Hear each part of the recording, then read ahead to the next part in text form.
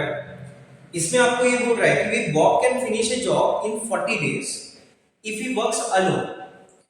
Alex is twice as fast as Bob and thrice as fast as Paul. तो देखिए इसमें तीन नाम दिए गए आपको, एलेक्स, बॉब एंड पोल।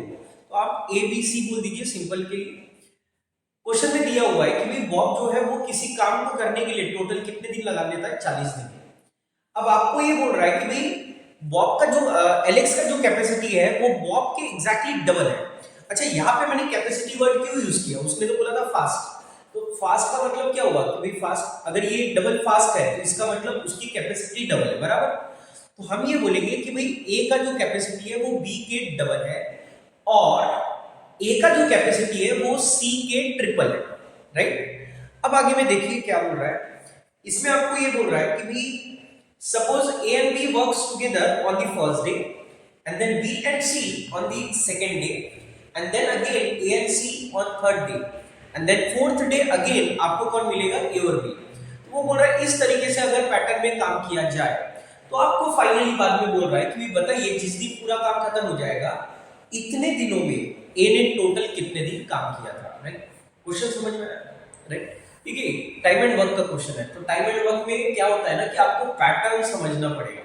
तो इस क्वेश्चन में जो पैटर्न दिया हुआ है, अगर आपको ये पैटर्न समझ में आ गया तो आप इजीली इस क्वेश्चन को सॉल्व कर सकते हैं। ठीक है, क्वेश्चन में मेरे को क्या समझ में आया, मेरे को पहले तो कंडीशन दिया है किसके बारे में, इन तीनों की कैपेसिटी के बारे में। तो हम सबसे पहले उसी की बात करते हैं। मुझे ये समझ में आया कि तीन बंदों के बारे में बात चल रही है, ए बी सी। क्वेश्चन में ये दिया हुआ है कि एलेक्स का जो कैपेसिटी है वो बॉब के डबल है और पोल के 3 टाइम्स है। तो बॉब के ये कैपेसिटी कैसा रहेगा, डबल, एंड पोल के ये कैपेसिटी कैसा रहेगा, ट्रिपल, राइट।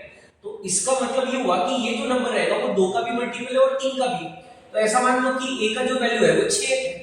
अगर मान लेते हैं ए एक दिन में 6 यूनिट काम करता है, लेकिन ए का जो कैपेसिटी है वो बॉब के डबल है, मतलब डेफिनेटली बी का कैपेसिटी 3 रहा होगा जो कि आधा रहेगा, और इसका 1/3 अगर आप करोगे तो ये 2 रहेगा। मतलब ये हुआ ए एक दिन में अगर 6 यूनिट काम करता है तो बी डेफिनेटली एक दिन में 3 यूनिट का काम करेगा और सी एक दिन में 2 यूनिट का काम करेगा, राइट। अब देखिए आपको ये मिल गया कैपेसिटी का रेशियो। अब आपको एक स्टेटमेंट दिया था, उसने बोला था कि भाई बॉब जब अकेले काम करेगा तो बॉब पूरे काम को कितने दिन में कर लेता है खत्म, 40 दिन में। तो सीधी सी बात है, अगर बी अकेले पूरे काम को 40 दिन में खत्म करता है और मान लिया हमने कि बी एक दिन में 3 यूनिट काम करता है, तो इससे मुझे ये समझ में आएगा कि 40 गुना 3 मतलब टोटल वर्क जो रहेगा वो 120 यूनिट का रहेगा, राइट। मतलब जो मैंने कैपेसिटी अज्यूम किया उसके हिसाब से टोटल वर्क कितना मिलेगा आपको, 120 यूनिट का, राइट। अब देखिए मुझे जो काम खत्म करना है, मैं बोलूंगा काम पूरा जो रहेगा वो 120 यूनिट का रहेगा। पहले दिन कौन काम करेगा, तो ए और बी काम करेगा। दूसरे दिन कौन काम करेगा, बी और सी काम करेगा। नेक्स्ट डे पे फिर ए और सी काम करेगा, and then again on fourth day A और बी काम करेगा, फिर बी और सी काम करेगा, फिर ए और सी काम करेगा, और ये पैटर्न इस तरीके से चलते रहेगा। ये एग्जैक्टली तब तक चलते रहेगा जब तक कि आपका पूरा काम खत्म नहीं हो जाता। ये समझ में आया। तो हम सबसे पहले तो ये देखेंगे कि अगर इस पैटर्न में काम चल रहा है तो काम कितने दिन में खत्म हो जाएगा। ए और बी पहले दिन काम करते हैं। ए एक दिन में 6 यूनिट काम करता है, बी एक दिन में 3 यूनिट काम करता है। तो 6 और 3 कितना यूनिट हो गया, 9 यूनिट। मतलब मैं बोलूंगा ए और बी एक दिन में 9 यूनिट का काम करेंगे। बी और सी 3 + 2 ये 5 यूनिट करेंगे, जबकि ए और सी 6 और 2 कितना हो जाएगा, 8। तो ए और बी पहले दिन 9, फिर 5, फिर 8। सिमिलर वे में 9, 5, 8। अब ये पैटर्न ऐसे ही चलते रहेगा जब तक ये काम खत्म नहीं होता। अब मुझे एक अंदाजा लगाना है कि भाई ये काम कितने दिन में खत्म हो जाएगा। तो आप क्या करेंगे, ऐसे एक टीम में बैठेंगे कि आप एक काम करेंगे, आप पेयर बना लो 3 की। तो अगर इन 3 की मैं पेयर बना लेता हूं तो ये कितना हो जाएगा आपका, 9 और 5 ये हो जाएगा 14, 14 और 8 ये हो जाएगा आपका 22। मतलब ये 3 दिन में मैं बोलूंगा 22 मिनट का काम होता है। अगर 3 दिन में 22 मिनट का काम होता है तो डेफिनेटली 120 22 से तो डिवाइड नहीं होगा। तो मुझे ये देखना पड़ेगा कि 120 के जस्ट पहले आने वाला ऐसा कौन सा नंबर है जो 22 से एग्जैक्टली डिवाइड हो जाता है। तो सीधी सी बात है 110 जो रहेगा वो डिवाइड हो जाएगा। 22 गुना 5 करते हो तो आपको क्या मिलेगा, 110। तो अगर 22 यूनिट के लिए मुझे 3 दिन काम करना पड़ता है तो 110 के लिए मुझे ऐसी 5 पेयर लगेगी एक पेयर में 3 दिन का काम है, तो मैं बोलूंगा टोटल कितने दिन हो गए, 15 दिन। और ये 15 दिन में टोटल 110 यूनिट का काम है। अभी भी यहाँ पे 10 यूनिट का काम बचा है। नेक्स्ट डे पे डेफिनेटली कौन आएगा, ए और बी आएगा। और मुझे बताइए ए और बी एक दिन में 9 यूनिट का काम करते हैं, मतलब यहाँ पे अभी भी 9 यूनिट का ही काम होगा। अभी भी यहाँ पे 1 यूनिट का काम बचा है, और वो करने के लिए नेक्स्ट डे पे बी और सी आएंगे, और बी और सी जितने भी दिन काम करते हो 1 यूनिट तो करके चले जाएंगे और काम खत्म हो जाएगा, इतना श्योर है। अब क्योंकि क्वेश्चन सिर्फ ए के बारे में, इसलिए मैं ये लास्ट में निकाल नहीं रहा कि कितने दिन वगैरह निकाले। मुझे ये पूछा है कि जिस दिन काम खत्म हो जाएगा, आप बताइए ए ने टोटल कितने दिन काम किया। तो आप एक चीज समझिए कि भाई ये 3 दिन में अगर आप ए का काम देखो ना, तो ए ने 2 दिन काम किया, ये पहले दिन और ये तीसरे दिन। तो ऐसे उसने हर एक पेयर में 2-2 दिन काम किया होगा। तो यहां से लेके यहां तक टोटल 5 पेयर बनी, हर पेयर में 2 दिन काम किया, तो टोटल यहां तक तो 10 दिन काम किया ही होगा ए ने, राइट, 110 तक। और यहाँ पे अगर आप देखोगे तो ये आखिरी के 10 यूनिट में ए का एक ही दिन का योगदान है। मैं बोलूंगा यहाँ पे एक दिन मतलब ये 10 और ये 1, मतलब ए ने टोटल कितने दिन काम किया है, 11 दिन।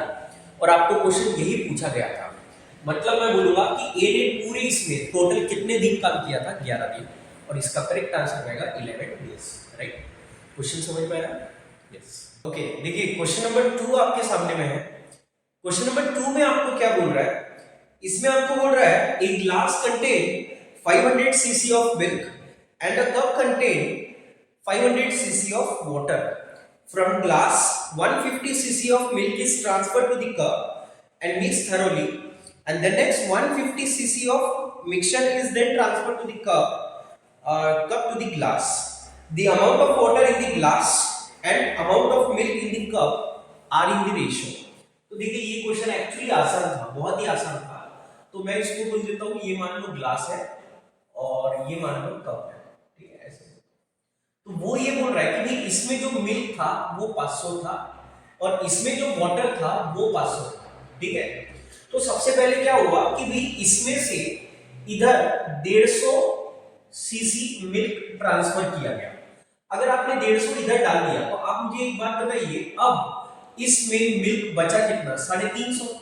क्योंकि मिल्क अगर पहले 500 था, उसमें से आपने 150 पहले निकाल लिया, तो मिल्क इसमें बचेगा कितना, 150। और इधर अगर हम बात करेंगे कप में, तो कप में अगर हम बात करेंगे तो मिल्क आ जाएगा 150 और वाटर आ जाएगा 500, बराबर। अब वो बोल रहा है कि ये जो बन गया ये मिक्सचर बना। अब ये मिक्सचर में से फिर आपने 150 इधर ट्रांसफर कर दिया। अगर सीधी सी बात है, अब ये जो 150 जाएगा, ये 150 में पूरा का पूरा मिल्क नहीं रहेगा, क्योंकि अब ये मिल्क और वाटर का मिक्सचर बन गया है। तो ये 150 में भी जो कंटेंट रहेगा वो मिल्क और वाटर के रेशियो के हिसाब से ही इधर ट्रांसफर होगा। तो अगर आप इसका रेशियो अगर आप देखोगे तो आपको समझ में आएगा कि भाई ये 3 बार कटेगा, ये 10 बार कटेगा, मतलब मिल्क और वाटर का जो रेशियो है वो 3:10 का है।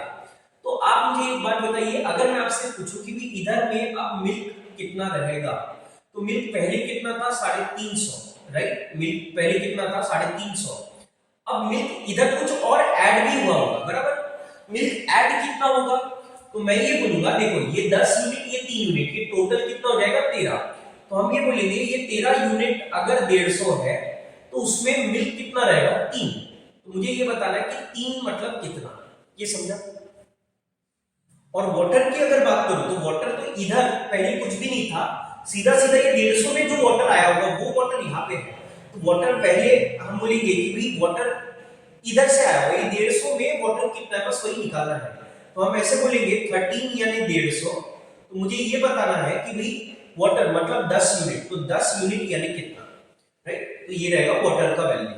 सेम अगर मैं इधर कप की बात करता हूं, तो कप में पहले जो मिल्क रहा होगा, पहले मिल्क कितना था, 150, लेकिन ये 150 में से जो मिल्क इधर आया वो इतना था, 3/13। तो हम बोलेंगे ये वाला 3/13 into 150, ये वाला मिल्क जो उधर ट्रांसफर हुआ वो अब माइनस हो जाएगा।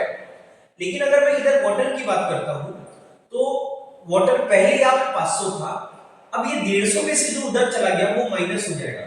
तो हम बोलेंगे 500 में से 150 की जो क्वांटिटी उधर चले गई, मतलब 10/13 ऑफ 150, ये क्या हो जाएगा, माइनस 10/13 ऑफ 150, ये माइनस। अब देखिए आपको क्वेश्चन में बोला क्या, आपको क्वेश्चन में ये बोला है then find the ratio of water in the glass. तो वाटर इन द ग्लास, ये ग्लास है, ग्लास में जो वाटर है उसका, water in the glass and बाद में बोल रहा है मिल्क इन द कप, इन दोनों का रेशियो बताइए। तो देखो वाटर इन द ग्लास कितना है 10/13 ऑफ यस 150 डिवाइडेड बाय ये milk in the cup, milk in the cup, milk in the cup मतलब ये वाला हो गया। और इसको अगर आप देखेंगे तो 150 माइनस 3/13 ऑफ 150, तो 150 कॉमन निकलेगा एंड देन 150 अगर कॉमन निकलेगा तो ब्रैकेट में बचेगा 1 माइनस 3/10 एंड इसे अगर सिंपलीफाई करते हो तो देखो 1 माइनस 3/10 अगेन ये हो जाएगा आपका 10 माइनस 3, ये आ जाएगा आपका सॉरी यहाँ पे 13 है तो ये हो जाएगा 13 माइनस 1/3 मतलब 13 माइनस 3 इज 10, तो ये 10/3 ही 13 ही आएगा और 10/13 10/13 कैंसिल हो जाएगा, 150 150 कैंसिल होगा, इसीलिए इसका फाइनली जो रेशियो आएगा वो आएगा 1:1 और यही आपको क्वेश्चन में पूछा जाएगा, राइट। ठीक है, आपको ये क्वेश्चन समझ में आया? यस। तो इसी तरीके से अगर आप इसको करोगे तो ज्यादा इजी हो जाएगा, अगर आप इसको थोड़ा और दूसरे तरीके से देखने की कोशिश करोगे तो लेंथी हो जाएगा, ये ज्यादा इजी तरीका हो जाएगा। ठीक है, क्वेश्चन इजी था। यस ओके, देखिए क्वेश्चन नंबर 3 आपके सामने में है। क्वेश्चन नंबर 3 अगर आप देखेंगे तो बहुत ही आसान सा क्वेश्चन है, क्यों है, एवरेज से रिलेटेड क्वेश्चन है, बस आखिरी में आपको थोड़ा सा दिमाग लगाना है इसमें, राइट। देखिए क्वेश्चन में बोल क्या रहा है, आपके सामने में है क्वेश्चन, एक बार पढ़ लेंगे मस्त। देखिए क्वेश्चन में बोल क्या रहा है, in an examination the average marks of the student in section A and B are 32 and 60। तो वो बोल रहा है कि दो सेक्शन है A और B नाम के, A सेक्शन का जो एवरेज मार्क्स आएगा वो आएगा 32 और B का जो आएगा वो आएगा 60। अब आपको बोल रहा है the number of student in A is 10 less than that in section B। तो ये बोल रहा है कि भाई A में जो नंबर ऑफ स्टूडेंट है वो 10 कम है B के कंपेयर में, तो क्या इसी का उल्टा मैं ऐसा बोल सकता हूँ कि B में जो नंबर ऑफ स्टूडेंट है वो A से 10 ज्यादा रहेंगे? आप दोनों में से बोल सकते हो, तो मैं इजी तरीका बोल रहा हूँ कि भाई मान लेते हैं बी में जो है वो 10 बच्चे ज्यादा है, ठीक है, किसके कंपेयर में, ए के कंपेयर में। अब आपको क्या बोल रहा है, if the average marks of all the student put together is an integer value. तो इसका मतलब ये बोल रहा है कि अगर आपने सबका एवरेज लिया तो वो आंसर इंटीजर आएगा। इंटीजर आएगा मतलब पॉइंट में आंसर नहीं आएगा आपका, इंटीजर एक नॉर्मल आंसर आएगा, राइट। बाद में बोल रहा है then the difference between the maximum and minimum possible value of the number of student in section A। तो वो बोल रहा है सेक्शन A में जो नंबर ऑफ स्टूडेंट रहेंगे उसका पॉसिबल वैल्यू का जो मैक्सिमम एंड मिनिमम वैल्यू रहेगा उसका डिफरेंस बताइए, राइट। तो देखिए इसको हम लोग कैसे करेंगे, देखिए दो सेक्शन है, मैं बोलूंगा A section and B section है। अब A सेक्शन में और B सेक्शन में कितने बच्चे ये नहीं पता, लेकिन ये दिया था कि B में जो नंबर ऑफ स्टूडेंट है वो A से 10 ज्यादा है, तो इसका मतलब मैं बोलूंगा, मान लेते हैं कि A में जो नंबर ऑफ स्टूडेंट है वो n है, तो B में जो नंबर ऑफ स्टूडेंट रहेगा वो n+10 रहेगा, बराबर। A का जो एवरेज है वो आपको दिया 32, जबकि B का जो एवरेज है वो है 60। तो आप मुझे एक बात बताइए, अगर मैं इन सबका मिला के एवरेज अगर निकालने की कोशिश करता हूं तो एवरेज कैसे निकालते हैं, एवरेज होता है सम डिवाइडेड बाय नंबर, बराबर। तो अगर मैं इसका सम निकालता हूं तो देखो n बच्चों का एवरेज है 32, तो इनका सम कितना हो जाएगा 32n, और इसका अगर सम निकालो तो ये हो जाएगा 60 टाइम्स n+10, और इन दोनों के सम को मैं क्या कर दूंगा, ऐड। ये हुआ A सेक्शन का स्कोर, ये हुआ B सेक्शन का स्कोर, दोनों को ऐड कर दिया, डिवाइडेड बाय में टोटल नंबर ऑफ स्टूडेंट आएगा n+n+10, तो ये हो जाएगा 2n+10। ये यहां तक समझ में आया, राइट। अब देखिए यहाँ पे आपको कंसेप्ट लगाना पड़ेगा हल्का सा स्पेशल इक्वेशन का, बाकी कुछ है नहीं इसमें। तो इसे हम लोग कैसे करेंगे, दिस इज 32n और ये हो जाएगा 60n, तो इसी अगर मैं थोड़ा सा सिंपलीफाई करूं तो 32 और 60 ये हुआ 92, तो हम बोलेंगे ये आएगा 92n प्लस 60 into 10, मतलब ये हो जाएगा आपका 600, डिवाइडेड बाय में ये आएगा 2n+10, बराबर। अब आप देख सकते होंगे तो ऊपर में भी 2 से डिवाइड हो सकता है, नीचे में भी 2 से डिवाइड हो सकता है, तो ऊपर और नीचे 2 कॉमन निकाल के कैंसिल आउट कर लेते हैं। तो इसको ये अगर मैं सिंपलीफाई करता हूं तो मैं बोलूंगा ये 2 से आधा हो जाएगा, तो ये हो जाएगा 46n प्लस 300 डिवाइडेड बाय में ये आएगा n+5, राइट। अब देखिए ये जो आंसर है ना मेरा, ये इंटीजर आएगा ऐसा बोला था, तो इंटीजर कब आएगा? तो अच्छा उसके लिए आपको क्या करना पड़ेगा, ये जो डिनोमिनेटर है उसको ऊपर में अरेंज करो। तो ऊपर में अगर मेरे को इसको अरेंज करना है तो मैं कैसे करूंगा, 46 n + 5, ये मैंने 5 अपने मन से लिख दिया, आग बंद करके ऐसे लिख दिया। तो सीधी सी बात है, ये 46 × 5 ये एक्स्ट्रा का लिख लिया मैंने, उसको कैंसिल करने के लिए मुझे माइनस करना पड़ेगा 46 × 5 और ऑलरेडी यहाँ पे 300 लिखा था तो ये आ जाएगा 300 डिवाइडेड बाय में ये आएगा n + 5, राइट। अब आप एक चीज समझिए कि अगर ये डिनोमिनेटर कॉमन है, सेपरेट अगर कर दिया जाए तो n + 5 कैंसिल हो जाएगा और यहाँ पे आएगा 46, यहाँ पे इन दोनों को मल्टीप्लाई करोगे तो ये 5 से 30 हो जाएगा और ये 200, तो ये आएगा 230, 300 - 230 अगर करते हो तो ये आ जाएगा +70, बराबर। तो इसे अगर हम लोग सिंपलीफाई कर ले तो ये आ जाएगा आपका +70 divided by n + 5। I hope यहां तक समझ में आया, राइट। अब एक चीज समझिए, क्वेश्चन में दिया था कि भाई जो एवरेज का वैल्यू आएगा वो एक इंटीजर वैल्यू आएगा, राइट। अब इंटीजर वैल्यू कब होगा, तो आप एक चीज समझिए कि भाई कभी अगर मैंने ऐसा कर दिया कि भाई मैंने बोल दिया 15 डिवाइडेड बाय 5, तो डेफिनेटली 15 डिवाइडेड बाय 5 करने पे मेरा जो आंसर आएगा वो एक इंटीजर वैल्यू आएगा। अच्छा यहाँ पे ये इंटीजर वैल्यू क्यों आ रहा है, क्योंकि न्यूमरेटर को डिनोमिनेटर ने कंप्लीटली डिवाइड कर दिया। तो क्या मैं ये बोलना चाह रहा हूँ कि डिनोमिनेटर में एक ऐसा वैल्यू आएगा जो 15 का फैक्टर है। अगर वो फैक्टर है तो सीधी सी बात है उसको डिवाइड करने के बाद में जो मेरा वैल्यू आएगा वो एक इंटीजर वैल्यू आएगा। लेकिन अगर ऐसा नहीं हुआ तो डेफिनेटली वहां पे इंटीजर नहीं आएगा। जैसे मान लो अगर यहाँ पे 4 आया तो 15 डिवाइडेड बाय 4 पॉइंट में समथिंग आंसर आएगा, बराबर। तो कहने का मतलब ये आंसर मेरा इंटीजर तब आएगा जब ऊपर में अगर 70 लिखा है तो नीचे में जो वैल्यू आएगी वो 70 का फैक्टर होगी। और 70 का फैक्टर क्या क्या होते हैं, 70 का फैक्टर अगर हम लोग देखें तो मैं इनडायरेक्टली n + 5 का वैल्यू बोल रहा हूं, ठीक है। तो n + 5 का वैल्यू क्या क्या हो सकता है, 1 हो सकता है, देन उसके बाद में 2 हो सकता है, देन उसके बाद में डायरेक्टली 5 हो सकता है, देन 7 हो सकता है, 10 हो सकता है, 14 हो सकता है, देन उसके बाद में 35 हो सकता है और 70 हो सकता है। आई होप यहां तक समझ में आ जाएगा, राइट। तो ये मैंने क्या किया, मैंने 70 के फैक्टर निकाल लिए। अब अगर आप इसको थोड़ा और अच्छे से समझो तो आपको एक चीज समझ में आ रही होगी कि यहाँ पे आप n + 5 का वैल्यू 1 नहीं रख सकते। क्यों नहीं रख सकते, क्योंकि अगर आपने 1 रखा तो n + 5 का वैल्यू 1 हो रहा है, मतलब n का वैल्यू निगेटिव आएगा और नंबर ऑफ स्टूडेंट का वैल्यू निगेटिव नहीं हो सकता। सिमिलर वे में आप 2 भी नहीं रख सकते, आप 5 भी नहीं रख सकते, क्योंकि अगर आपने 5 रखा तो इसका मतलब n का वैल्यू क्या हो जाएगा, 0, और n का वैल्यू 0 नहीं हो सकता। मतलब ये हुआ कि मिनिमम n का वैल्यू अगर आप देखेंगे n + 5 का मिनिमम वैल्यू क्या होगा 7 एंड मैक्सिमम वैल्यू क्या होगा 70। लेकिन आप एक चीज समझो, n + 5 का वैल्यू अगर 7 है तो 5 उधर जाके माइनस हो जाएगा तो n का वैल्यू 2 आएगा। यहाँ पे कितना हो जाएगा, ये 5, देन 14 - 5 मतलब 9, तो ये चलते रहेगा और 70 - 5 अगर करोगे तो ये वैल्यू आएगा 65। तो n था नंबर ऑफ स्टूडेंट और नंबर ऑफ स्टूडेंट का मिनिमम वैल्यू होता है 2 और मैक्सिमम वैल्यू होता है 65। आपको बोला था बताइए दोनों का डिफरेंस क्या था, तो सीधी सी बात है 65 - 2 अगर कर लूं तो मैं बोलूंगा जो डिफरेंस आएगा वो आएगा 63 का, और यही आपका क्वेश्चन का करेक्ट आंसर रहेगा। आई होप ये समझ में आया आपको। ओके देखिए क्वेश्चन नंबर 4 आपके सामने में है। क्वेश्चन नंबर 4 अगर आप देखोगे तो ये ज्योमेट्री से रिलेटेड क्वेश्चन है, बराबर।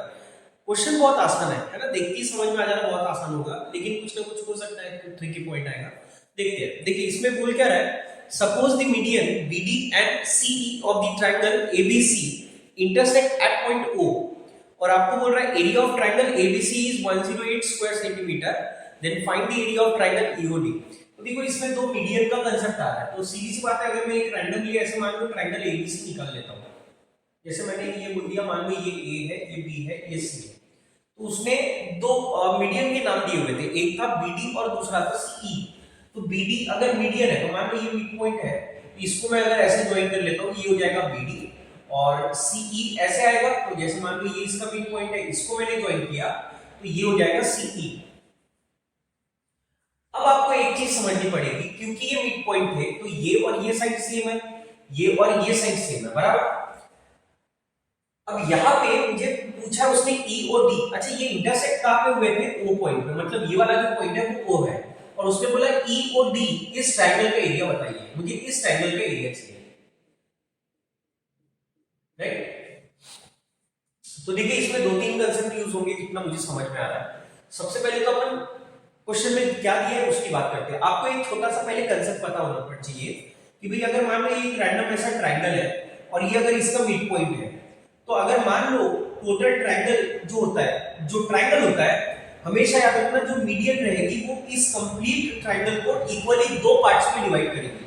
मतलब अगर ये एरिया ए रहेगा तो ये भी एरिया क्या रहेगा, ए, राइट। तो सबसे पहले मैं इसी कंसेप्ट को यूज करता हूं। आप मुझे एक बात बताइए, सबसे पहले पूरे ट्रायंगल का जो एरिया था वो कितना था, 108। तो सबसे पहले अगर मैं ऐसा बोलूं कि बीडी मीडियन जो रहेगी वो एबीसी ट्रायंगल को इक्वली कितने पार्ट्स में डिवाइड करेगी, तो दो पार्ट में डिवाइड करेगी। इसका मतलब मुझे समझ में आया कि भाई एरिया ऑफ ट्रायंगल अगर मैं बोलना चाह रहा हूं एबीडी बराबर एबीडी, क्योंकि 108 को अगर आधा आधा बांटोगे तो 108 का आधा आधा 54 हो जाएगा। तो एरिया ऑफ ट्रायंगल एबीडी मुझे मिल जाएगा 54 स्क्वायर सेंटीमीटर बराबर। तो ये एक चीज होगी। अब अगर आप एबीडी को देखो तो एबीडी में अगर आप देखोगे तो ये डी से ई पे जो ज्वाइन हो रहा है ये भी तो एक मीडियन ही है। तो अगर आप इसको देखोगे तो ये मीडियन जो रहेगी ये भी इसको दो पार्ट्स में डिवाइड करेगी। तो 54 का भी मुझे आधा आधा करना पड़ेगा बराबर। तो इसको अगर मैं देखता हूं तो मुझे ये समझ में आएगा एरिया ऑफ ट्रायंगल कौन सा वाला, ये पूरा एक ट्रायंगल और ये बनेगा दूसरा ट्रायंगल। तो ये एक ट्रायंगल का अगर मैं वैल्यू बोलूं तो ये रहेगा 54 का भी आधा। तो 54 का आधा मतलब कौन सा रहेगा, मैं बोलूंगा बीईडी का जो वैल्यू रहेगा वो 54 का आधा रहेगा, विच इज 27 सेंटीमीटर स्क्वायर। इतना समझ में आया। देखिए क्या किया मैंने, पहले कंप्लीट ट्रायंगल था, इस मीडियन ने दो पार्ट्स में डिवाइड किया तो 108 का आधा आधा हो गया 54। फिर इसका वैल्यू मेरे पास में 54 है, तो ये जो मीडियन है उसने अगेन ये 54 को आधा आधा डिवाइड कर दिया, विच इज 27। अब ये 27 है, ये 27 है। अब आप ट्रायंगल बीईडी पे फोकस करो। तो ट्रायंगल बीईडी अगर मैं आपके लिए चाहूं तो मैं थोड़ा सा यहाँ पे बनाने की कोशिश करता हूँ। ये ऐसा है बीईडी, ऐसा कुछ दिख रहा है, ठीक है। ये है ई, ये है बी और ये है डी, और यहाँ पे एक पॉइंट आया ओ, ये ऐसे। तो आप एक चीज मुझे बताइए, सबसे पहले ये भी एक मीडियन था और ये भी एक मीडियन था बराबर। लेकिन मुझे ये पता है कि जब दो मीडियन एक दूसरे को इंटरसेक्ट करती है वो मीडियन हमेशा डिवाइड होती है। मतलब सेंट्रोइड जो रहेगा वो मीडियन को डिवाइड करेगा, कौन से रेशो में, 2:1 के रेशो में। तो यहाँ पे अगर मैं बोलूं कि भाई ये जो वैल्यू रहेगा ये हमेशा 2:1 के रेशो में डिवाइड होगा। अब यहाँ पे आपको एक दूसरा फिर कंसेप्ट आएगा, मतलब ये 2:1 में डिवाइड होगा। हमेशा याद रखिए क्योंकि इन दोनों ट्रायंगल का एक कॉमन वर्टेक्स पॉइंट है बराबर, मतलब दोनों का हाइट सेम है। और जब भी दो ट्रायंगल का एक कॉमन वर्टेक्स पॉइंट आता है हमेशा याद रखिए कि उनका जो एरिया होता है वो उनके बेस पे डिपेंड होता है। तो बेस का रेशो अगर 1:2 है तो इनके एरिया का भी रेशो क्या रहेगा, 1:2। मतलब इसका एरिया अगर x है तो इसका एरिया क्या रहेगा, 2x, और ये x + 2x ये होता है 3x, और 3x का वैल्यू कितना दिया हुआ है, 27। तो 3x का वैल्यू अगर 27 है तो आप मुझे बताओ 3 से इसको डिवाइड कर दूंगा, x का वैल्यू क्या आएगा, 9 सेंटीमीटर स्क्वायर। आपको ये पूछा था EOD का वैल्यू बताइए, EOD इसका एरिया। तो EOD का एरिया मैं बोलूंगा x रहेगा और x का वैल्यू कितना आएगा, 9। इसलिए इस क्वेश्चन का करेक्ट आंसर होगा 9 सेंटीमीटर स्क्वायर। देखिए इसमें लिखने लायक बहुत कुछ नहीं है, सारा एप्लीकेशन है। कंप्लीट 108 उसको दो पार्ट्स, आधे आधे पार्ट्स में डिवाइड किया, 54 हो गया। फिर ये 54 को भी इस मीडियन के सारे हमने आधा आधा डिवाइड कर लिया, 27। ये जो 27 था इसको हमने 2:1 में बांटा। इसका मतलब ये 2:1 में जब बटेगा तो ये 9 आएगा, ये 18 आएगा। तो ये अपने को पूछा था 9 इसका करेक्ट आंसर होगा, राइट। वैसे देखा जाए तो एक्चुअली ये क्वेश्चन ओरली सॉल्व होता था, ठीक है। लेकिन अगर हमें कंसेप्ट थोड़ा सा अगर मान लो देखना भी है तो हम इस तरीके से ड्रॉ करके या फिर फाइंड आउट कर सकते हैं। ओके देखिए क्वेश्चन नंबर 5 आपके सामने में है। क्वेश्चन नंबर 5 में आपको ये बोल रहा है the arithmetic mean of all the distinct numbers that can be obtained by rearranging the number digit in the number 1421। तो देखिए आपको एक नंबर दिया हुआ है 1421, बोल रहा है इसके डिजिट को ही आप अरेंज कीजिए और जितने भी नंबर बनेंगे उन सब का आप बताइए अरिथमेटिक मीन क्या होगा, राइट। और 4 ऑप्शन आपको दिए हुए हैं। तो देखिए ये प्योरली बेस्ड है पीएनसी पे। अगर आपको पीएनसी आता है तो आप बहुत ही इजीली इस क्वेश्चन को कर सकते हो। हमेशा याद रखिए, अगर आपको n digits distinct digits number दिए हुए हैं तो उनका जो सम आता है, सम का डायरेक्टली आपके पास में फॉर्मूला होता है n minus one factorial into 1111 n times and then आता है sum of digits, sum of digits. ये क्या है भाई? तो ये फॉर्मूला है, अगर आपके पास में n डिजिट्स दिए हुए डिस्टिंक्ट वाले, उनसे जो भी नंबर बनेंगे उसका अगर मेरे को सम निकालना है तो मैं ये फॉर्मूला यूज करूंगा, n माइनस वन फैक्टोरियल 111 कितने टाइम्स, n टाइम्स, और बाद में आएगा सम ऑफ डिजिट, राइट। तो आप एक चीज समझिए, आपको जो नंबर दिया हुआ था 1421, सबसे पहले इसमें 1 दो बार आ रहा है, तो अभी आप फिलहाल के लिए ये मान के चलिए कि भाई 1 ये जो है ना distinct same number, same digit, ये सेम नहीं है, ये अलग अलग है, ऐसा मान के चलिए। तो मेरे लिए अभी फिलहाल के लिए कितने डिजिट रहेंगे? 4, और क्योंकि 4 डिजिट रहेंगे तो मैं बोलूंगा s इज इक्वल्स टू, ये हो जाएगा 4 माइनस 1 फैक्टोरियल इनटू 1111 कितने बार? 4 times, and then sum of digit, 4 और 2 6, 6 और 2 ये हो जाएगा 8। तो हमने सारे डिजिट को ऐड कर दिया, तो ये हो जाएगा सम। अब देखिए इसको अगर मैं सॉल्व करता हूं तो 4 माइनस 1 ये 3 आएगा, और 3 फैक्टोरियल, 3 फैक्टोरियल 6 होता है, और 6 गुना 8 अगर करते हो तो ये आ जाएगा 48 गुना 4 टाइम्स 1। अब देखिए ये जो वैल्यू आया ना, ये आया सम, लेकिन मुझे सम नहीं पूछा था, मुझे पूछा था अरिथमेटिक मीन। अब देखिए मीन अगर निकालना मतलब एवरेज निकालना है, अरिथमेटिक मीन कैसे निकालते हैं? सम डिवाइडेड बाय नंबर। तो मुझे ये भी पता होना पड़ेगा कि भाई इसमें टोटल नंबर कितने बनेंगे। तो अगर मैं इधर बात करता हूं, अच्छा ये मेरा करेक्ट आंसर नहीं है, ये मेरा करेक्ट सम नहीं है। क्यों नहीं है? क्योंकि 1 जो रहेगा वो 2 बार रिपीट हुआ है, तो हर एक नंबर डबल डबल काउंट होगा, इसीलिए इस सम को मेरे को डिवाइडेड बाय 2 फैक्टोरियल करना पड़ेगा। 2 फैक्टोरियल का वैल्यू 2 होता है, तो ये कट के एस फाइनल सम आपका जो आएगा वो आएगा 24 into 4 times 1। ये समझ में आएगा, राइट? ये हो गया final some.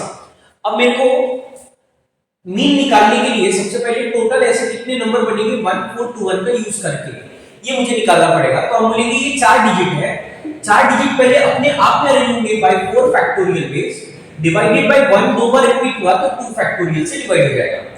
4 factorial is 24 and 2 factorial 2 मतलब ये हो जाएगा 12, मतलब ऐसे टोटल 12 नंबर बनेंगे।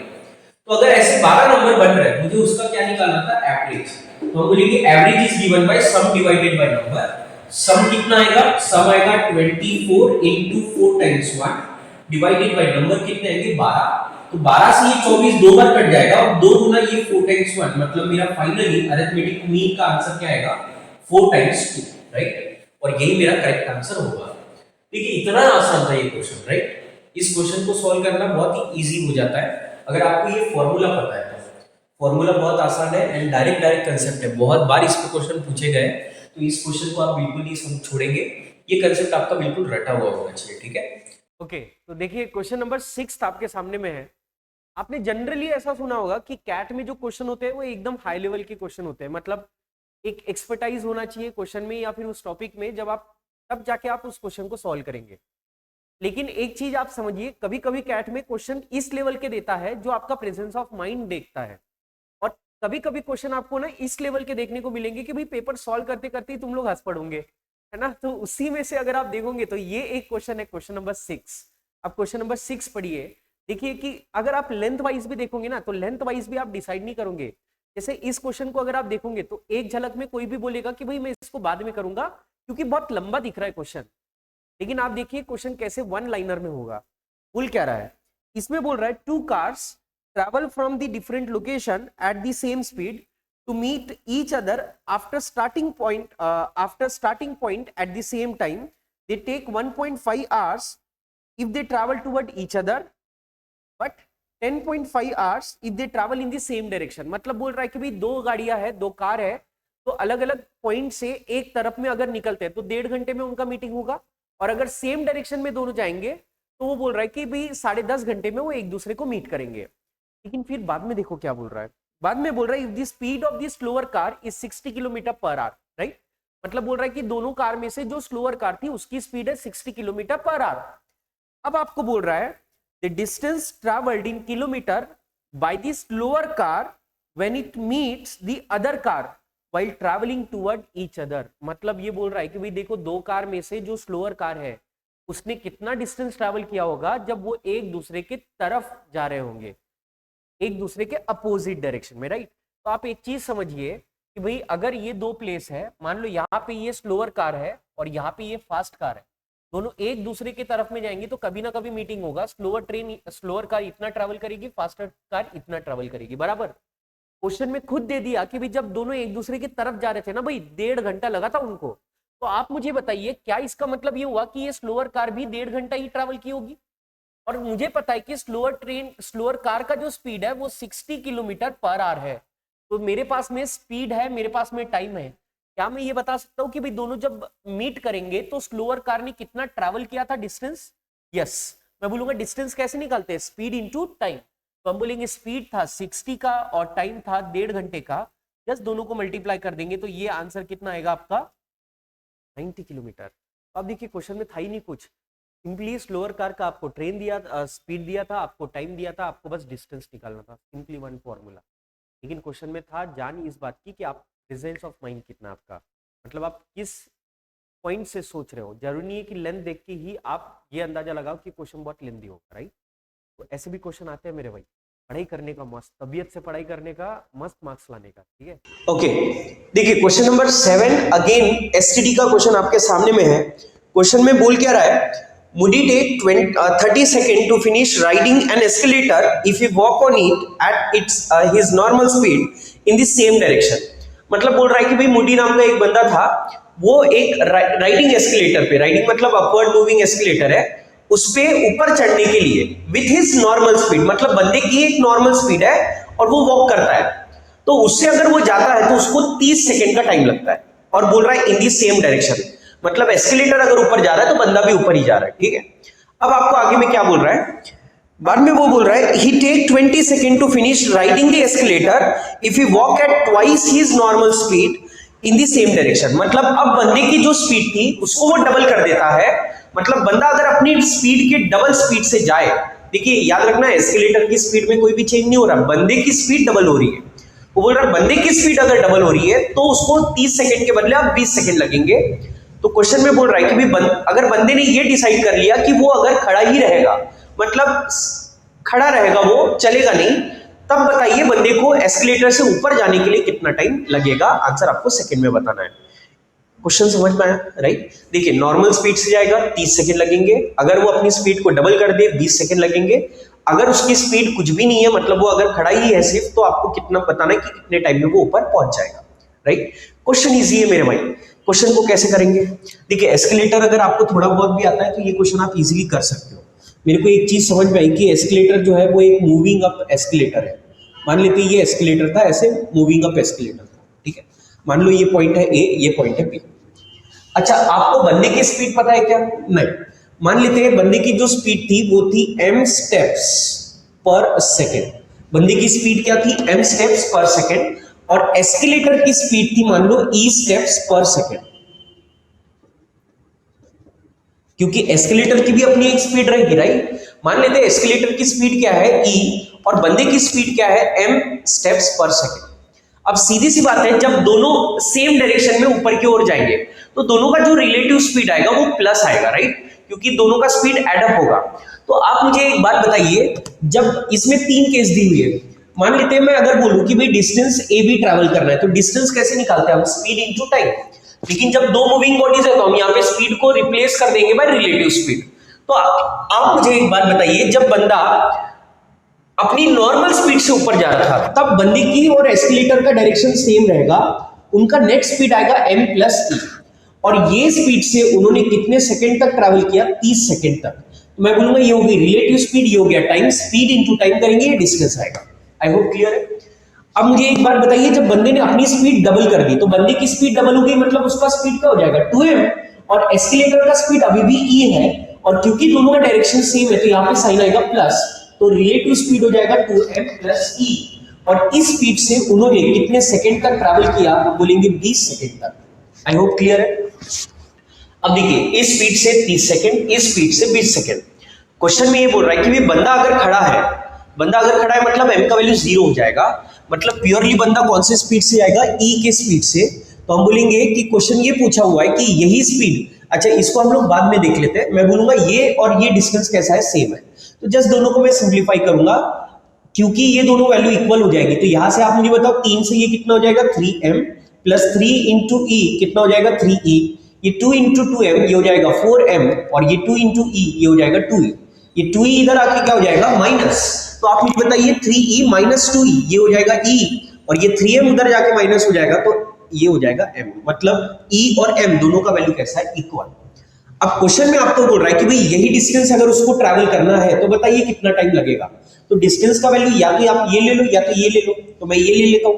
मैं बोलूंगा AB का वैल्यू, देखो m और e यही था तो मैं बोलूंगा m प्लस e, इस स्पीड से बंदे ने 30 सेकंड तक ट्रैवल किया। अब क्वेश्चन ये है कि भाई बंदा अगर सिर्फ e स्पीड से जाए, क्योंकि एस्केलेटर की ही स्पीड रहेगी तो उसको ऊपर लेके जाएगी, तो हम बोलेंगे e के स्पीड से जाने के लिए बताइए उसको टाइम कितना लगेगा। क्योंकि ये डिस्टेंस और ये डिस्टेंस सेम है इसलिए मैं इक्वल बोल रहा हूं, राइट। देखिए आप चाहो तो यही वाला वैल्यू आप यहाँ पे भी लिख सकते हो, ठीक है, कोई दिक्कत नहीं है, मैं अलग से बता रहा हूँ। अब सीधी सी बात है e और m दोनों का वैल्यू इक्वल है, तो या तो आप कंप्लीटली इसको e में कन्वर्ट कर दो या तो कंप्लीटली m में। तो मैं ऐसे बोलूंगा कि भाई यहाँ पे मान लो e रखता हूं तो e प्लस e कितना हो जाएगा 2e, ये हो जाएगा 2e इंटू 30 और ये हो जाएगा e इंटू t। तो e से e कैंसिल हो जाएगा तो t का वैल्यू कितना आएगा 30 इंटू 2, मतलब ये हो जाएगा 60 सेकेंड। मतलब हम बोलेंगे बंदा अगर खड़ा है सिर्फ तो उसको ऊपर जाने के लिए टोटल कितना टाइम लगेगा 60 सेकेंड। आई होप क्लियर है, राइट। क्वेश्चन देखिए अगेन बहुत इजी है, आपको बस बताना था कि भाई मतलब अगर आपको ये कंसेप्ट पता है ना, कंसेप्ट ही है इसमें, ज्यादा कुछ है नहीं, मतलब एक बेसिक लेवल का क्वेश्चन है, राइट। क्वेश्चन नंबर 8 अगर आप देखोगे तो अगेन एवरेज का क्वेश्चन आ गया और एवरेज में भी बहुत आसान क्वेश्चन है। अगर आपने मेरे इसके पहले के वीडियो देखे तो आपको समझ में आया होगा कि मैंने बोला था कि भी एवरेज का कोई भी क्वेश्चन आप देखोगे ना तो जनरली आपको मैक्सिमम या मिनिमम टाइप के क्वेश्चन में आपको देखने को मिलेगा। तो अगेन देखिए उसी टाइप का एक क्वेश्चन आपके सामने में। इस क्वेश्चन में क्या बोल रहा है, consider 6 distinct natural number such that the average of the two smallest number is 14 and that of the largest two number is 28, then the maximum possible average of the 6 number is, और आपको 4 option दिए, right. तो देखिए इस question में क्या बोलना चाह रहा है, वो बोल रहा है कि भाई 6 नंबर आप कंसीडर कर लो। मैंने 6 नंबर कंसीडर कर लिए, आप चाहो तो आप वेरिएबल भी ले सकते हो बट मैं जनरली वेरिएबल को अवॉइड करूंगा, ज्यादा इजी पड़ता है, ठीक है। मैं बोलूंगा मान लेते हैं ये 6 नंबर है, उसने बोला कि 6 नंबर, अच्छा इसमें ये 6 नंबर मान लेते हैं इंक्रीजिंग ऑर्डर में, तो ये वाला जो नंबर रहेगा ना वो सबसे स्मॉलेस्ट रहेगा और ये वाला जो रहेगा वो सबसे लार्जेस्ट रहेगा। और ध्यान रखिए कि सारे के सारे जो नंबर है ना वो डिस्टिंक्ट है, मतलब सेम नंबर आप नहीं ले सकते, आपको सारे नंबर डिस्टिंक्ट लेने पड़ेंगे। तो अब क्वेश्चन में आपको ये बोला कि भाई ये जो सबसे 2 स्मॉलेस्ट नंबर है इनका जो एवरेज होता है वो 14 होता है, जबकि जो लार्जेस्ट 2 नंबर है उनका जो एवरेज है वो 28 होता है, ये आपको दिया हुआ है। क्वेश्चन आपको ये बोला हुआ है कि भाई सारे के सारे जो 6 नंबर है ना इनका मैक्सिमम एवरेज बताइए क्या होगा, मैक्सिमम एवरेज बताना है आपको क्या होगा। क्वेश्चन समझ में आया, राइट। तो देखिए क्वेश्चन को आप लोग कैसे डील करेंगे, आसान है मेरे में। पहले तो आप एक चीज समझो, मुझे बताइए ये कितने नंबर है, मैं बोलूंगा 2 नंबर है, 2 नंबर का एवरेज कितना हुआ 14, मतलब डेफिनेटली इनका जो सम आएगा वो 28 होगा। 28 कैसे निकाला मैंने बोला 2 गुना 14, ये समझ में आया। सम कैसे निकालते हैं, नंबर इंटू एवरेज, तो हम बोलेंगे 2 नंबर है जिनका एवरेज 14 है तो सम कितना हो जाएगा 2 इंटू 14 इज 28, मतलब ये दोनों जो नंबर रहेंगे इनका जो सम आएगा वो 28 आएगा और ये जो 2 नंबर है इनका जो सम आएगा वो 28 गुना 2 अगर आप कर दोगे तो ये 56 होगा। यहां तक कहानी समझ में आई क्या, तो ये मैंने सम बोला, 2 छोटे नंबर का सम 28, 2 बड़े नंबर का सम 56। अब आप एक चीज समझिए, क्वेश्चन आपको बोल रहा है कि भी बताइए इन सबका जो एवरेज आएगा वो मैक्सिमम कितना हो सकता है। ठीक है, मैक्सिमम वर्ड क्यों यूज किया, क्योंकि ये दोनों नंबर अगर आप देखोगे तो ये इंक्रीजिंग है, बराबर, तो ये जो भी नंबर रहेगा उससे इसको छोटा ही रखना पड़ेगा। आप इस नंबर को हद से ज्यादा नहीं बढ़ा सकते, क्योंकि अगर कंप्लीट का एवरेज बताना है तो एवरेज का मतलब आपको सम बढ़ाना है, और सम तब बढ़ेगा जब ये 2 नंबर का वैल्यू बढ़ेगा। मतलब मेरा जो मेन एम है, मैं चाहता हूं कि ये दोनों का वैल्यू ज्यादा से ज्यादा रखा जाए। आप सोच के देखो कि इसका वैल्यू अगर ज्यादा बढ़ेगा तो इसका वैल्यू उससे भी ज्यादा बढ़ेगा, और ये उससे भी बड़ा है, तो ये वैल्यू ज्यादा से ज्यादा कब आ सकती है, जब इन दोनों का वैल्यू मैं कम से कम कर दूं। मतलब ये 56 को अगर मैं इक्वली डिवाइड करूं तो सीधी सी बात है इन दोनों के बीच में गैप कम आएगी, ये नंबर बढ़ जाएगा और ये नंबर बढ़ेगा, इसलिए इसको भी मौका मिलेगा और बढ़ने का। ये समझा क्या? तो 56 का मैं आधा आधा कर देता, 56 का आधा आधा करूं तो 28 28 आ जाएगा। लेकिन आप देखिए क्योंकि ये डिस्टिंक्ट नंबर है तो आप इनका वैल्यू 28 28 नहीं रख सकते, इसीलिए मैं बोलूंगा 28 से 1 बढ़ा दो, इसका वैल्यू 29 और इसका वैल्यू 1 कम कर दो, 28 माइनस 1 मतलब ये 27 रख सकता हूं मैं। आई होप यहां तक समझ में आए। ये क्यों ऐसा रखा मैंने, क्योंकि ये इनका स्मॉलेस्ट वैल्यू रखने से इसका वैल्यू मैं ज्यादा से ज्यादा रख सकता हूं।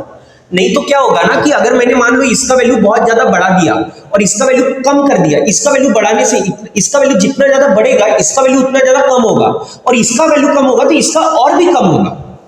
लेकिन मैं चाहता हूं कि ये वैल्यू बढ़े। आई होप क्लियर है। यस। तो अब सेम ऐसे इधर आते हैं, तो आप मुझे एक बात बताइए, अब मैं चाहता हूं कि इसका वैल्यू बढ़े। अब इसका वैल्यू कितना बढ़ेगा ये डेफिनेटली इन लोगों पे डिपेंड नहीं है। क्यों नहीं है भाई? क्योंकि ये वैल्यू ये जो है वो सबसे छोटी है, ये वैल्यू सबसे छोटी है, और इसका वैल्यू अगर मैं बढ़ा दूं, इसका वैल्यू अगर मैं ज्यादा से ज्यादा करूं, देखो इसका वैल्यू जितना ज्यादा रहेगा इसका वैल्यू उससे और ज्यादा हो जाएगा, बराबर। इसीलिए मैं चाहूंगा कि इसका वैल्यू मैं बढ़ा दूं और इसका वैल्यू मैं कम कर दूं। ये कहानी समझ में आई क्या? तो आप मुझे बताओ, अगर ये दो नंबर है जिनका वैल्यू 28 आ रहा है, तो सीधी सी बात है अगर ये स्मॉलेस्ट नंबर है तो इसका वैल्यू, देखो इसका वैल्यू मैं मैक्स टू मैक्स कितना रख सकता, पहले तो आप एक चीज समझिए, अगर ये 27 है तो इसका मैक्सिमम वैल्यू मैं 26 रख सकता हूं, इसका मैक्सिमम वैल्यू मैं 25 रख सकता हूं। और क्योंकि इसको मैंने 25 रखा, क्या मैं इसको 24 रख दूं? इसको 24 रखा तो इसका वैल्यू मैं क्या रख सकता हूं? 4। आई होप ये समझ में आया क्या? अच्छा, क्यों मैंने ये 24 रखा? क्योंकि इसका जितना ज्यादा वैल्यू रखूंगा इसका वैल्यू मैं उतना रख सकता हूं। हाँ, ये है कि आप इसका कम कुछ भी वैल्यू रख सकते हो, मतलब ऐसा जरूरी नहीं कि 24 और 4 ही रहेगा, ये कुछ भी हो सकता है, बस 25 से कम रहेगा। तो ये वैल्यू फिक्स नहीं है, ये वैल्यू आप कुछ भी रख सकते हो। मैं ये बोलना चाह रहा हूं इसका सम फिक्स है, सम इसका 28 ही रहेगा। ये क्लियर है क्या? इनकी जो वैल्यूज है ना वो टोटली इस पे डिपेंड है। आई होप क्लियर है। तो अगर मेरे को इनका एवरेज निकालना है तो एवरेज कैसे निकालते हैं भाई? सम डिवाइडेड बाय नंबर। तो मैं बोलूंगा इन सबका सम कर देंगे तो ये हो जाएगा 4 plus 24 plus 25 plus 26 plus 27 plus 29 divided by, क्योंकि 6 नंबर है, डिवाइडेड बाय 6। अब क्योंकि इन दोनों का सम कितना था 28, इन दोनों का सम कितना था 56, तो इन दोनों को ऐड कर देंगे, ये हो जाएगा 56 और 28, इसको ऐड कर देंगे तो ये हो जाएगा आपका 14 और कैरी 1 कर देंगे तो 6 और ये 2 मतलब 8, 84 तो यही हो गया, और इन दोनों को ऐड कर देंगे तो ये हो जाएगा 51 डिवाइडेड बाय 6। तो इन दोनों को ऐड करेंगे, ये हो जाएगा आपका 5 और ये हो जाएगा 13, मतलब 135 डिवाइडेड बाय 6। इसे अगर सॉल्व करते हैं तो ये हो जाएगा आपका 22.5, राइट। आई होप यहां तक समझ में आया। इसीलिए हम बोलेंगे ये 6 के 6 नंबर का जो कंप्लीट एवरेज आएगा, जो मैक्सिमम एवरेज आएगा वो कितना होगा? 22.5, राइट। और ये आपके ऑप्शन में है, इसीलिए हम बोलेंगे ये क्वेश्चन जो है वो बिल्कुल करेक्ट है। आई होप समझ में आया, राइट। इजी था क्वेश्चन। इसमें शर्त क्या थी, आपको ये समझना पड़ेगा कि कौन सी वैल्यू को हम बढ़ाए, कौन सी वैल्यू को घटाए, ठीक है। यही जरूरी है, बाकी कुछ उतना हार्ड है नहीं। ओके, देखिए क्वेश्चन नंबर 9 आपके सामने में है। अगेन आप क्वेश्चन नंबर 9 को देखोगे तो आपको समझ में आएगा, बहुत ही आसान क्वेश्चन है। मतलब जब मैं भी पहली बार इस क्वेश्चन को पढ़ रहा था तो मैंने भी, मतलब मेरे को एक बार डाउट हो गया था कि भाई कैट ये क्या कर रहा है, राइट। मतलब हद से ज्यादा आसान लेवल का क्वेश्चन है, राइट। ऐसे अगर आप क्वेश्चन देखोगे तो बैंकिंग और एसएससी के एग्जाम्स में आपको देखने को मिलेंगे, वही शायद इससे भी बेटर क्वेश्चन होते हैं उसमें। देखिए क्वेश्चन में क्या बोल रहा है, इस क्वेश्चन में आपको ये बोल रहा है कि भाई देखिए a group of n people worked on a project, they finished 35% of the project by working 7 hours a day for 10 days। मतलब ये बोल रहा है कि भाई n बंदे थे, उन्होंने 35% काम को खत्म किया 7 घंटे एक दिन काम करते करते 10 दिन तक। अब आपको बोल रहा है there after 10 people left the group and the remaining people finished the rest of the project in 14 days by working 10 hours a day। मतलब वो बोल रहा है कि भाई बचे हुए काम को 14 दिन में खत्म किया गया 10 घंटे काम करके। अब आपको बोल रहा है then the value of n is, और आपको 4 ऑप्शन दिए गए। एक चीज आप समझिए, पहले कितने परसेंट का काम हुआ था? 35%। तो सीधी सी बात है जो बचा वाला काम रहेगा, अब वो कितना बचा? मैं बोलूंगा 65%।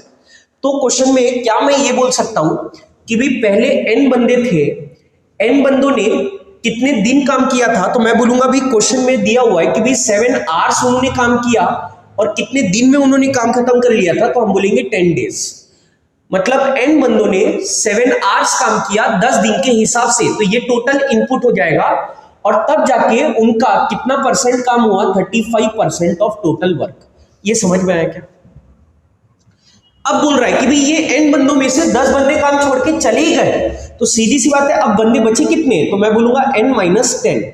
n माइनस 10 बंदों ने अब काम किया, उन्होंने बचे वाले काम को कितने दिन में काम खत्म किया? तो उन्होंने बोला कि 14 दिन में काम खत्म किया, और कितने घंटे के हिसाब से? तो 10 आवर्स अ डे के हिसाब से। मतलब n माइनस 10 बंदे 10 घंटे के हिसाब से 14 दिन जब काम करेंगे तो बचे वाले काम को खत्म करेंगे। अब बचा वाला काम मतलब कितना? तो मैं बोलूंगा 65% of total work. I hope ये क्लियर है। अब देखिए दो कंडीशन आपके सामने में, एक पहली ये और एक दूसरी ये। तो सिंपली मैं दोनों इक्वेशन को क्या कर दूंगा? डिवाइड।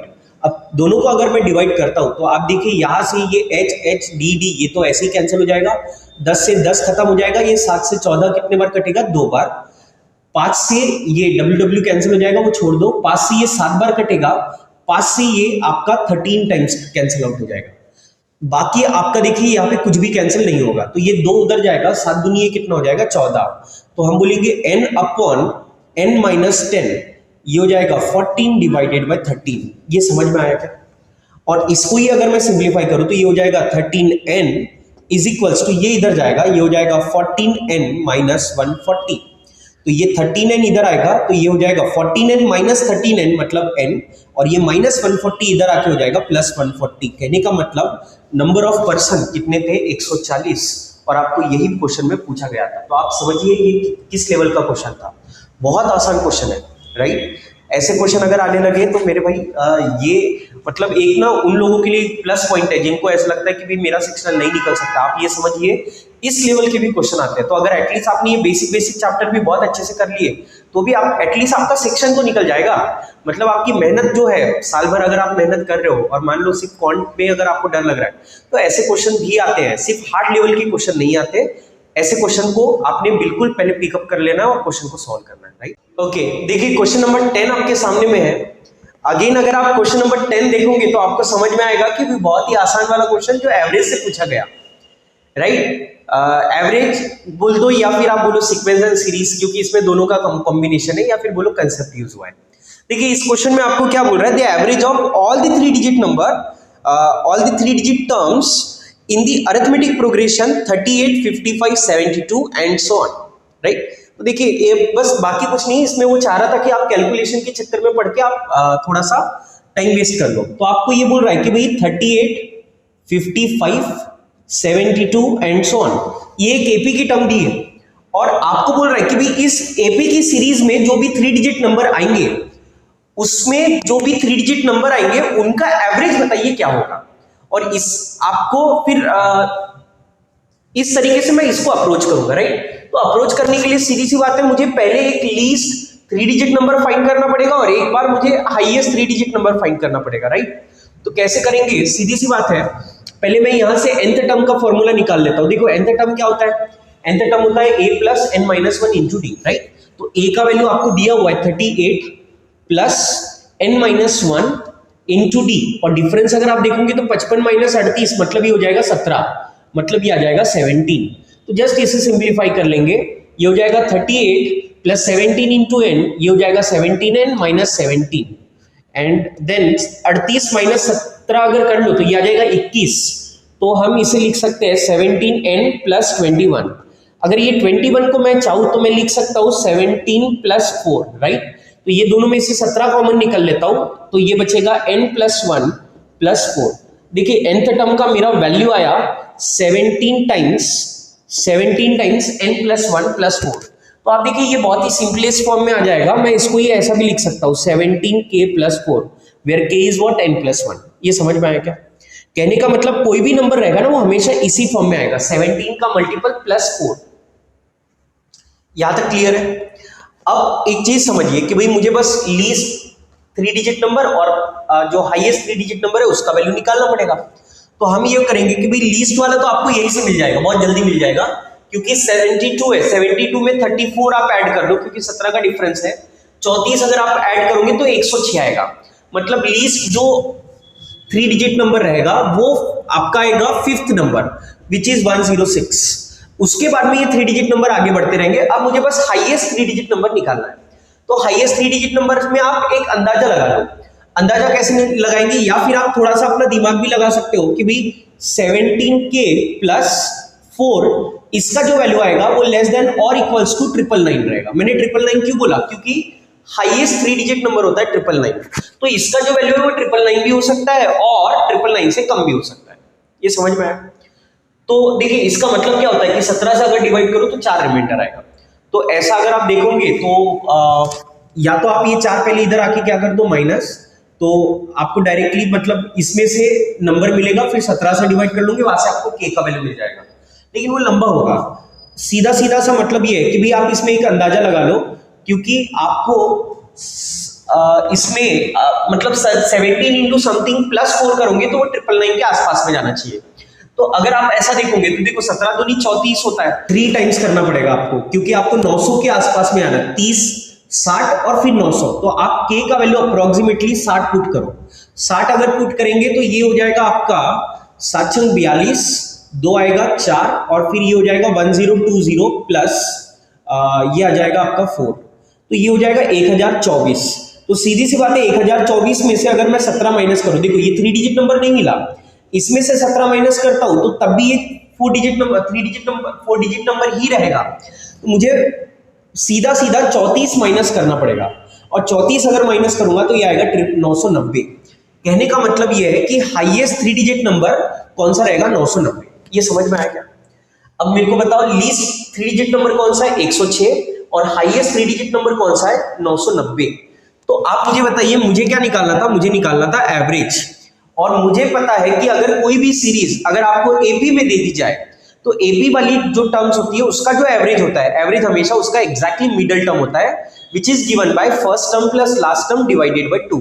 तो आप मुझे बताइए 3 डिजिट नंबर में फर्स्ट टर्म कौन सा आया, 106, लास्ट टर्म कौन सा आया, 990, डिवाइडेड बाय में क्या करना पड़ेगा, 2। तो मैं बोलूंगा एवरेज निकालने के लिए इसको ऐड कर देंगे, ये हो जाएगा 6, 9 और 10 डिवाइडेड बाय 2। इससे सॉल्व कर लेंगे तो ये हो जाएगा 548, राइट? मतलब जो एवरेज आएगा, करेक्ट आंसर कौन सा होगा, 548। देखिए क्वेश्चन समझ में आया? क्वेश्चन इजी था मेरे भाई, बहुत ही आसान था। आपको ये समझना पड़ेगा कि इसमें है क्या। यहाँ से हमने nth टर्म का जनरलाइज फॉर्म निकाल लिया, वहां से हमने लीस्ट 3 डिजिट नंबर निकाला और हाईएस्ट 3 डिजिट नंबर निकाला। ये हिट एंड ट्राई मेथड लगा सकते हो, या फिर आप कैलकुलेट, क्योंकि कैलसी रहता है पेपर में तो आप उसका भी यूज कर सकते हो। Highest 3 digit number, least number मिल गया तो मैंने जस्ट दोनों में एवरेज का कंसेप्ट लगा के एवरेज फाइंड कर लिया, राइट? क्वेश्चन आसान था, यस। ओके, देखिए क्वेश्चन नंबर 11 में क्या बोल रहा है। अगेन अगर आप क्वेश्चन नंबर 11 को भी देखते हो तो क्वेश्चन नंबर 11 जो है वो हार्ड नहीं है, क्वेश्चन इजी है। अगर आपको नंबर्स चैप्टर का थोड़ा भी एक बेसिक कंसेप्ट पता है तो आप इस क्वेश्चन को इजीली कर लोगे, ठीक है? देखिए क्वेश्चन में क्या बोल रहा है, a school has less than 5000 student and if the students are divided equally into the teams of either 9 or 10 or 12 or 25 each. Exactly 4 student are always left out. मतलब ये बोल रहा है कि भाई अगर वो जितने भी नंबर ऑफ स्टूडेंट है वो 5000 से कम है, पहली बात। और अगर आप उनको टीम्स में डिवाइड करो, या तो 9 का, या तो 10 का, या तो 12-12 की टीम बनाओ, या तो फिर 25 की टीम बनाओ, तो वो बोल रहा है कि भाई हर बार आपको 4 बच्चे अलग से बचे हुए मिलेंगे। क्या इसका ही मतलब ये हुआ कि टोटल नंबर को या तो मैं 9 से डिवाइड कर दूं, या तो 10 से डिवाइड करूं, या तो 25 से, या फिर 12 से, हर बार आपको रिमाइंडर 4 आएगा। ये इसका टेक्निकल डेफिनेशन हुआ, राइट? अब आपको क्या बोल रहा है, however if they are divided into teams of 11 each, मतलब अगर आप उसको 11-11 की टीम में डिवाइड करोगे, then no one is left out. No one is left out मतलब रिमाइंडर कुछ भी नहीं बचेगा। इसका ही मतलब हुआ कि जो नंबर आएगा वो 11 से एग्जैक्टली क्या होगा, डिवाइड होगा, राइट? अब आगे में क्या बोल रहा है, the maximum number of teams of 12 each that can be formed out of the student in the school is. तो बोल रहा है कि बताइए जितने भी नंबर ऑफ स्टूडेंट रहेंगे उसमें अगर 12-12 की टीम बनाई जाए तो मैक्सिमम कितनी टीम्स बनाई जा सकती है, राइट? क्वेश्चन बहुत आसान है। देखिए आपको नहीं पता उसमें स्कूल में कितने बच्चे थे, मैं बोलूंगा मान लेते कितने स्टूडेंट थे, n। अब क्वेश्चन में आपको ये बोला है कि भाई वो जो नंबर रहेगा अगर आप उसको 9 से डिवाइड करो, 10 से करो, 12 से करो या 25 से करो, हर बार रिमाइंडर 4 आएगा। तो क्या इसका ही मतलब ये हुआ कि मुझे एलसीएम लेना पड़ेगा, किसका किसका, 9 का, 12 का, 10 का और 25 का, और इसका जो आएगा हम बोलेंगे k टाइम्स, है ना, जो भी एलसीएम आएगा उसका k टाइम्स प्लस 4। अच्छा यहाँ पे +4, ये इस फॉर्मेट में क्यों लिखा? ये हुआ क्वोशंट, ये हुआ आपका डिवाइजर, डिवाइजर इंटू क्वोशंट कर लेंगे, +4 मतलब रिमाइंडर करेंगे तो आपको नंबर मिलेगा। ठीक, तो ये फॉर्मेट तो सबको ही पता होता है, अगर आपने नंबर चैप्टर किया है तो इतना बेसिक आइडिया आपको होगा। अब आप मुझे एक बात बताइए, 9 10 इसका एलसीएम ही 900 हो जाएगा, और क्योंकि इनका एलसीएम 900 होगा, 900 12 से भी डिवाइड होगा और 25 से भी होगा। कहने का मतलब इसका जो एलसीएम आएगा वो 900 आएगा, और 900 के टाइम्स +4 ये वैल्यू रहेगा नंबर का। राइट, जितने भी नंबर ऑफ स्टूडेंट है मैं बोलूंगा वो 900 के +4 के फॉर्म में रहेंगे। वहां पे के क्या रहेगा? तो के कोई भी एक कांस्टेंट रहेगा, राइट, मल्टीपल रहेगा। अब आपको ये बोल रहा है कि भाई देखिए ये जो नंबर है ना ये एग्जैक्टली 11 से डिवाइड होगा, तो सीधी सी बात है, क्या इसका मतलब ये हुआ कि 900 के +4 इसको अगर मैं 11 से डिवाइड करूं तो मेरा रिमाइंडर 0 आना चाहिए, राइट। अब सीधी सी बात है, जब ये 11 डिवाइड होगा, अगर रिमाइंडर का आपको कंसेप्ट पता है तो ये हुआ इसका मतलब कि 900 इंटू के +4 इसका रिमाइंडर मुझे 0 आना चाहिए। तो आप देखिए 4 को जब 11 से डिवाइड करोगे तो इसका रिमाइंडर तो 4 ही आएगा। तो सीधी सी बात है, अगर यहां से रिमाइंडर 4 आ रहा है तो यहां से मुझे रिमाइंडर क्या मिलना चाहिए? यहां से रिमाइंडर मिलना चाहिए 7, क्योंकि 7 + 4 करूंगा 11 हो जाएगा, और 11 को 11 से डिवाइड करेंगे देन रिमाइंडर 0 हो जाएगा, राइट। तो मैं ये बोलना चाह रहा हूं कि 900 इंटू के इसका जो रिमाइंडर आएगा वो 7 आना चाहिए। अब सीधी सी बात है, 900 को अगर 11 से डिवाइड करो तो देखिए 11 8 88 हो जाएगा, 2 बचेगा मतलब 20 होगा, और 20 को 11 से अगर डिवाइड करूंगा तो ये 900 से जो रिमाइंडर आएगा ना वो आएगा 9। अब 9 को कितने से मल्टीप्लाई करूं कि उसको ही अगर मैं 11 से डिवाइड करूंगा तो मेरे को रिमाइंडर 7 आएगा। तो देखिए 9 इंटू 1 9 हो जाएगा, 9 को 7 से डिवाइड कर 9 को 11 से डिवाइड करूंगा तो 9 रिमाइंडर आएगा, 7 नहीं आएगा। 2 रखूंगा, 9 दूनी 18, और 18 को अगर मैं 11 से डिवाइड करूं तो देखिए रिमाइंडर आपको मिलेगा 7। कहने का मतलब मैं के का वैल्यू 2 रख सकता हूं। ये समझ में आया क्या? क्योंकि अगर के का वैल्यू मैंने 2 रखा तो 9 दूनी 18 हो जाएगा, और 18 को 11 से डिवाइड करूंगा तो रिमाइंडर 7 आएगा। अच्छा, 2 के बाद में और कुछ रख सकते हैं क्या? पहले तो एक चीज समझिए, 2 के बाद में और कुछ रख सकते हैं क्या? 3 अगर रहेगा तो ये हो जाएगा 9 गुना 3, ये हो जाएगा 27, और 27 को 11 से डिवाइड करेंगे तो रिमाइंडर आएगा 5, है ना। 22 बार कट जाएगा, 5 रिमाइंडर आएगा, नहीं चलेगा। के का वैल्यू 3 रख के देखो तो सॉरी, के का वैल्यू 4 रख के देखो, 4 रखेंगे तो 9 36 हो जाएगा, 36 मतलब 33 कट जाएगा, रिमाइंडर 3 आएगा, नहीं चलेगा। 5 रखते हो तो ये हो जाएगा आपका 9 5 45 मतलब रिमाइंडर 1 आएगा। के का वैल्यू अगर 6 रखते हो तो आपको ये 9 6 54 मिलेगा, 54 मतलब रिमाइंडर आएगा 10। देन उसके बाद में अगर मान लो ये 6 भी रख दिया तो ये 5400 हो जाएगा, जो कि 5000 को क्रॉस कर जाएगा। कहने का मतलब इकलौता एक ही वैल्यू पॉसिबल है, जब आप के का वैल्यू 2 रखोगे तभी आपको यहाँ पे रिमाइंडर 7 आएगा, और 7 + 4 11 करोगे, 11 को 11 से डिवाइड कर दोगे तो रिमाइंडर 0 हो जाएगा। इसीलिए हम बोलेंगे एक ही वैल्यू पॉसिबल है n का, जब आप k का वैल्यू 2 रखोगे तो 900 गुना 2 1800 + 4 मतलब number of student must be 1804। ये समझ में आया क्या? अब मुझे बताइए, अगर नंबर 1804 है, मेरे पास में 1804 बच्चे हैं टोटल, अब वो बोल रहा है कि भाई बताइए अगर आप 12-12 की टीम्स बनाओगे तो मैक्सिमम कितनी टीम्स बनाई जा सकती है। उसके कहने का मतलब ये है कि 1804 को अगर आप 12 से डिवाइड करोगे तो बताइए मैक्सिमम ये कितने बार डिवाइड हो जाएगा, राइट। तो हम इसे सिंपली डिवाइड कर देंगे, ये 12 एकम 12 हो जाएगा, यहाँ पे 6 बचेगा तो 12 पंचे 60 हो जाएगा, यहाँ पे 4 आएगा मतलब ये 150 पॉइंट समथिंग आएगा। कहने का मतलब ये है, मैं बोलूंगा मैक्सिमम जो पॉइंट में आएगा वो बच रहा है, मैक्सिमम आप कितनी टीम्स बना सकते हो? 150 टीम्स बना सकते हो, ये इसका आंसर रहेगा, राइट। तो क्वेश्चन देखिए आसान था, बहुत ही आसान क्वेश्चन था, बस इसमें आपको थोड़ा सा दिमाग लगाना है, राइट। ये तब आएगा जब आपने रिमाइंडर का कंसेप्ट किया होगा, लेकिन क्वेश्चन इजी था, राइट। ओके, देखिए क्वेश्चन नंबर 12 आपके सामने में है। अब क्वेश्चन नंबर 12 अगर आप देखोगे तो सिंपल इक्वेशन से जुड़ा हुआ क्वेश्चन है। बहुत बार आपने ऐसे क्वेश्चन, अगर आपने एक अच्छी प्रैक्टिस की है तो ऐसे क्वेश्चन आपने बहुत बार देखे होंगे, राइट। देखिए क्वेश्चन नंबर 12 में आपको क्या बोल रहा है, इसमें बोल रहा है a donation box can receive only cheques of 100 rupees, 250 rupees और एंड 500 रुपीज। तो ये बोल रहा है कि भाई एक डोनेशन बॉक्स है, डोनेशन बॉक्स में आप 3 ही तरीके के नोट दे सकते हो, या तो आप 100 का दोगे, या तो 250 का नोट दोगे, या तो 500 का दोगे। अब आपको बोल रहा है on one good day the donation box was found to contain exactly 100 cheques, total कितने चेक्स थे भाई? 100 थे।